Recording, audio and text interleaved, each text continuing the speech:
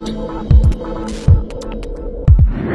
RC Beginner Series is brought to you by Horizon Hobby. Hey, welcome to Flight Test. I'm Josh. This is Josh. Hi. And this is episode 5 yes. of the Beginner Series. Last time we talked about taking off and landing, and now we're actually going to talk about how to fly in the air. Yes, now hopefully by now, if you listened to us, you took it seriously, you've burned a few batteries and it was just nothing but hopping up in the air and landing. Now that's very crucial because all those corrections we were talking about, how you don't steer the plane, you correct the plane, bringing it back to level, keep it on the course.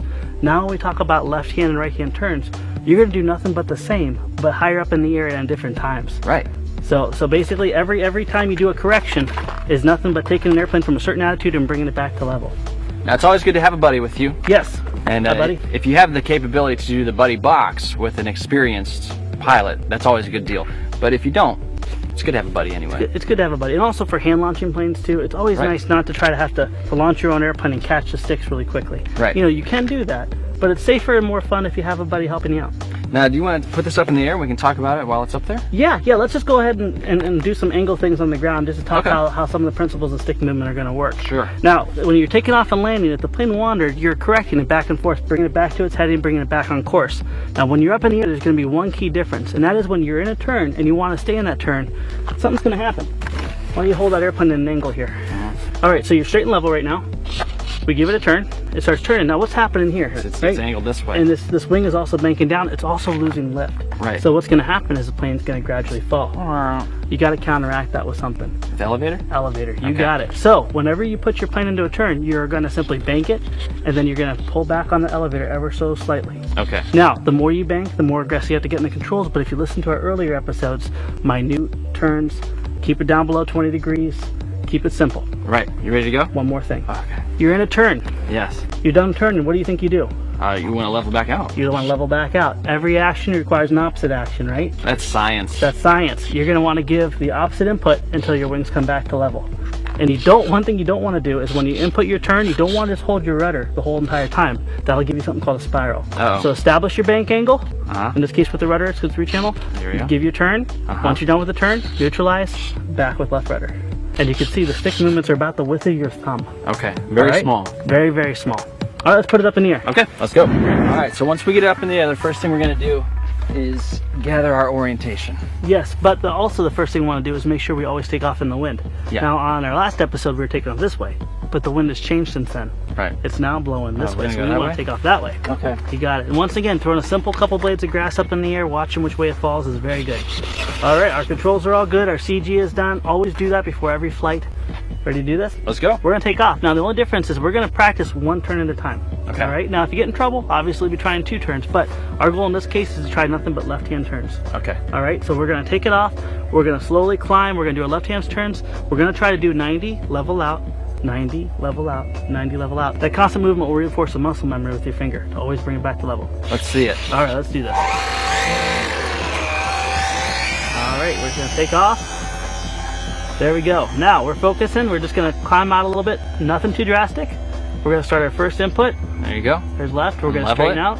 Okay. And don't be too panicky. You can go a little bit of distance as long as you have room to fly. Go ahead and use up the sky. It's a big sky. All right, we're going to do another left-hand input. Now, these constant 90-degree angles are very, very good because they also reinforce the pattern. And when you start getting into more advanced flying, you're going to want to fly a pattern, which means your downwind, your base leg, all those different features. Now, the wind's not gusting up too bad at all. It's very calm and very pleasant right now. Right. But what you don't want to do is if there is a stronger wind, you don't want to fly in the downwind area. Imagine if your line cuts just perfectly straight with you. You don't want to fly past you. That way, if you make a mistake over here, the wind's going to bring you back. Okay. All right. Now, a good thing to remember all the time is to try to always maintain a level plane.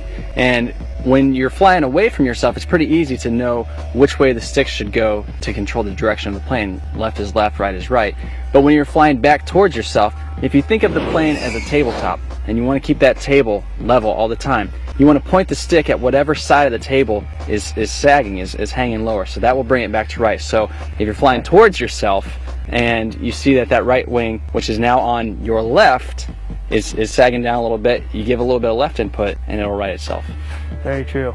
Now there's another key thing too, is if say you get too far out and you lose orientation, what do you think you do there?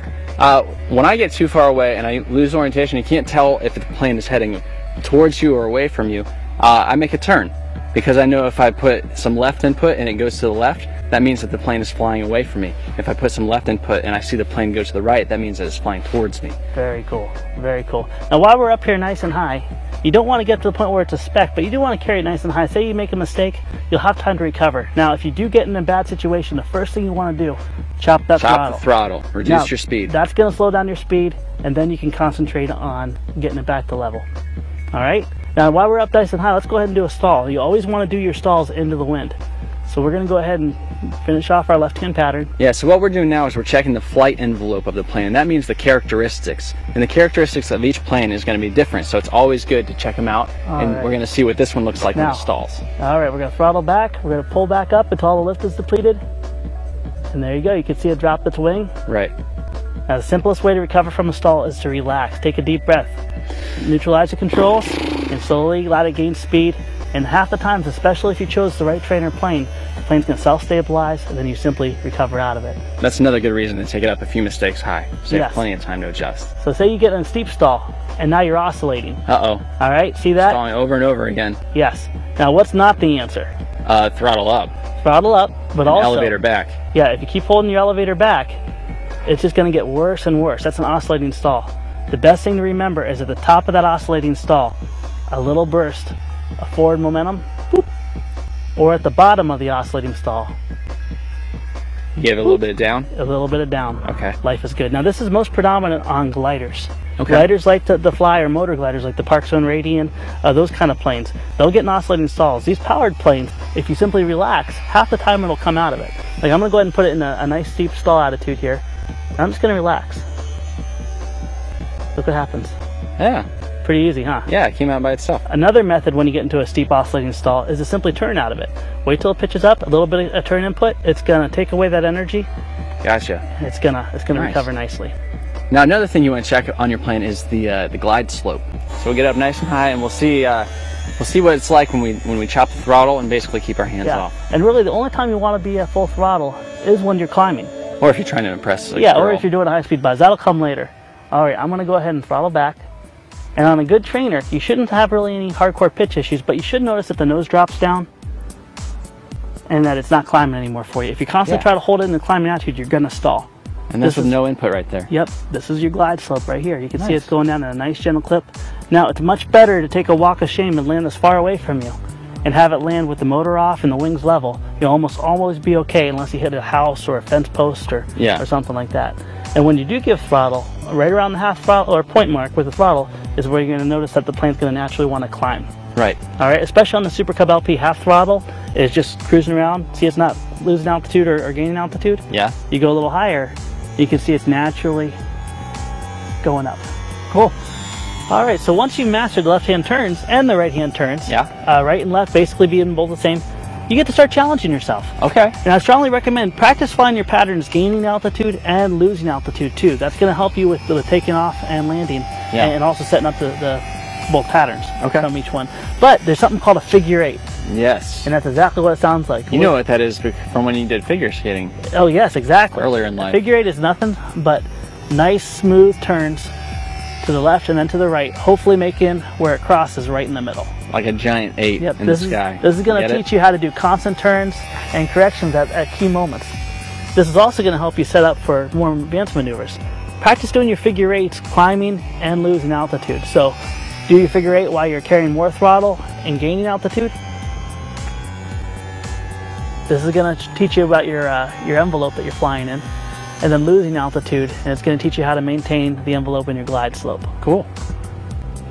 Now what about high G maneuvers? High G maneuvers. You know what? High G maneuvers at this stage will mostly come when, say, you get in trouble. Yeah. Things you don't want to do is get panicky and just really hard back on the sticks. Like that. Like this. It's just not good. High G maneuver is where you have a lot of speed and you're changing the angle really, really quickly. Yeah. That's going to put the most stress on the airframe. The first thing is if you do notice yourself going something like straight down, throttle back and level out. Okay. Keep your controls nice and smooth. When in doubt, throttle out. Yes. Throttle back first and then slow recovery. And also, if you have a trainer, it's going to naturally want to recover itself. If you have enough altitude and you're three mistakes high, if you just throttle back and relax, Look at that, comes out itself. Nice. Isn't that beautiful? Now, something you want to watch out for is weird sounds. Yes, yes. Imagine, say your prop starts coming loose. You're going to hear a pitch change. Always keep note. If something sounds different all of a sudden, something's wrong. Get on coming back as quick as possible. Like a shaky prop. Yes. Or maybe a servo making a weird noise. Or if you're hearing any sounds that sounds like something the fox would say, it's time to land. One other key thing too is as you get more and more comfortable flying, you're going to fly in windier weather. Always keep in mind, if you're flying in windy weather, fly upwind. That way, if you do make a mistake, the plane's coming back towards you when it's blowing. If you fly downwind and you make a mistake, it's just going to keep on going away from you. Keep sailing. And also keep in mind, when you are flying in windier weather, when you're going into the wind, your controls are going to be more sensitive. When you turn with the wind, it's going to be just like you're driving a boat down the river going with it. The rudder's not going to have nearly as much effect. Nice. And then also your power. If you're starting to lose power, you're noticing that the plane's flying slower, not responding the way that it should, get it down as soon as possible. That's your battery running out. Yeah. And it's a good idea too to set timers too. If you have a radio that can set a timer, set it for under the amount of the battery you need. You know, say if you can possibly fly it for 12, set it for 10 minutes. That way you're not going to hurt your battery. There's an 80% rule. Fly 80% of your capacity and your electronics are going to last the longest. If you lose battery while you're up in the air, there's nothing you can do about it. Yes. And gravity. Also, if you start noticing that you're losing battery, you just go to full throttle, you're going to puff your battery. That's bad. Go ahead and bring it in for a landing. What do you say? Sure.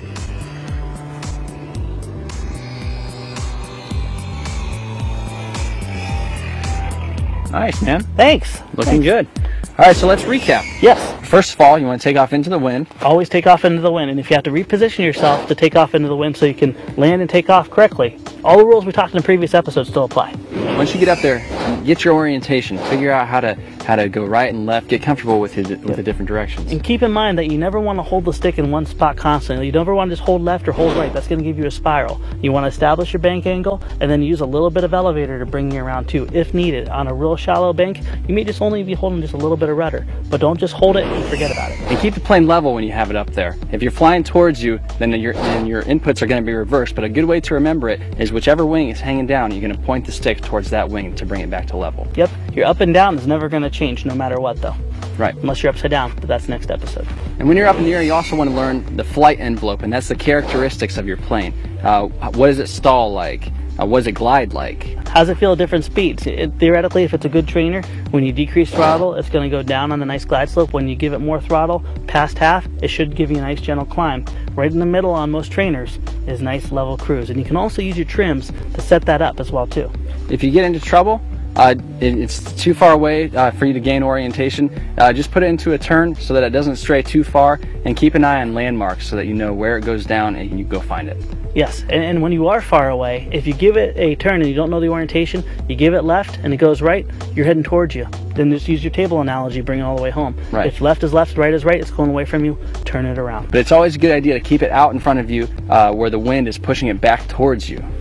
That way, if you get into trouble, it brings it back naturally. That's a good thing. All right, you ready to get up in the air, brother? Yeah, it's my turn. It's your turn. Let's swap out batteries. Okay, yeah, before we do, we want to thank Horizon Hobby for sponsoring this beginner series. And this is episode 5, so if you missed any of the previous episodes, make sure you go back and check them out because there's so much helpful information. Wealth of knowledge there. Yeah. All right, let's go fly. All right, we'll see you next time.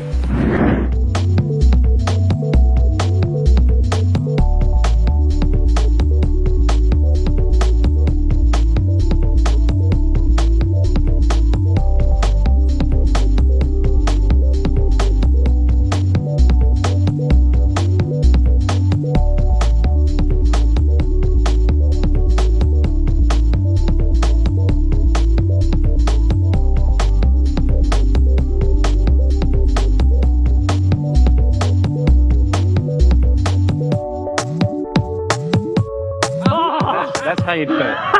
That's how it's done.